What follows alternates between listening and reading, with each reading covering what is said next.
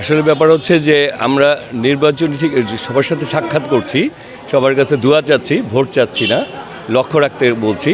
কারণ হচ্ছে আমরা মনে করি যখন পুনর্দমের নির্বাচন প্রচারণা শুরু হবে তখন আমরা আমাদের লিফলেট, আমাদের ইশতেহার এগুলি নিয়ে যাব ভোটারদের কাছে।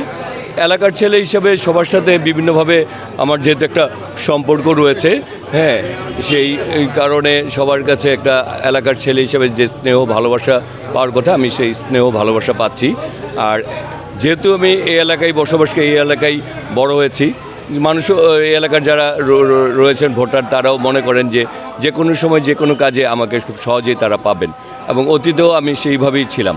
ইনশাল্লাহ আগামী দিনে আমরা এই এলাকার সবার সাথে থেকেই এলাকার উন্নয়নে আমরা সবাই মিলে কাজ করতে চাই।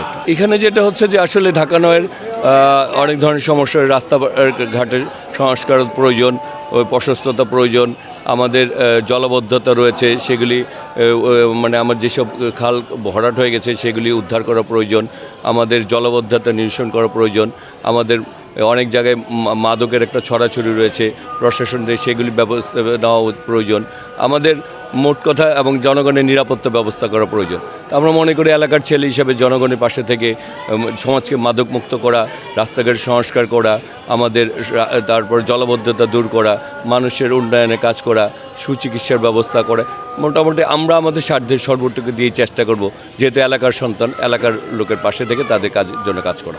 আমাদের বিএনপির ভারপ্রাপ্ত চেয়ারম্যান তারেক রহমান বলেছেন আই হ্যাভ এ প্ল্যান, হ্যাঁ, উনি পরিকল্পনায় নিয়ে এসেছেন।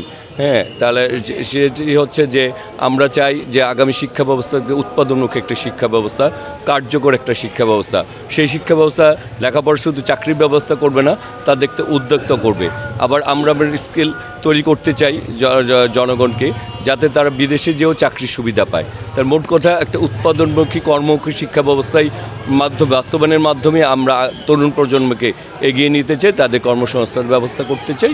এভাবেই আমাদের পরিকল্পনা রয়েছে। আমরা যে আসলে এখন তো নির্বাচনী আমরা জাস্ট শুভেচ্ছা বিনিময় করছি, ভোট ওইভাবে আমরা প্রোগ্রাম করে উঠান বৈঠক করে ভোট ওইভাবে চাওয়া যাচ্ছে না। আমরা দোয়া মাহফিল করছি ম্যাডামের জন্য, আর মসজিদগুলিতে নামাজ পড়ছি। তা আসলে আমরা যখন পুরোপুরি ভোট আবার শুরু হবে যে 22-এ, তখন আমরা মানে এখনও পরিবেশ ঠিক আছে।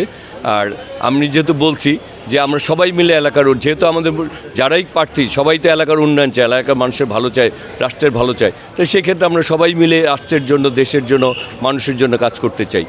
তো সেটি হচ্ছে মূল ব্যাপার। এবং আমরা মনে করি জনগণও দীর্ঘ 17টি বছর পর তাদের ভোটাধিকার ফিরে পাবে, এবং তারা মনে করছে যে আগামী ভোটের মাধ্যমে যেহেতু জনপ্রতিনিধি তৈরি হবে, তাদের জবাবদিহিতাও থাকবে।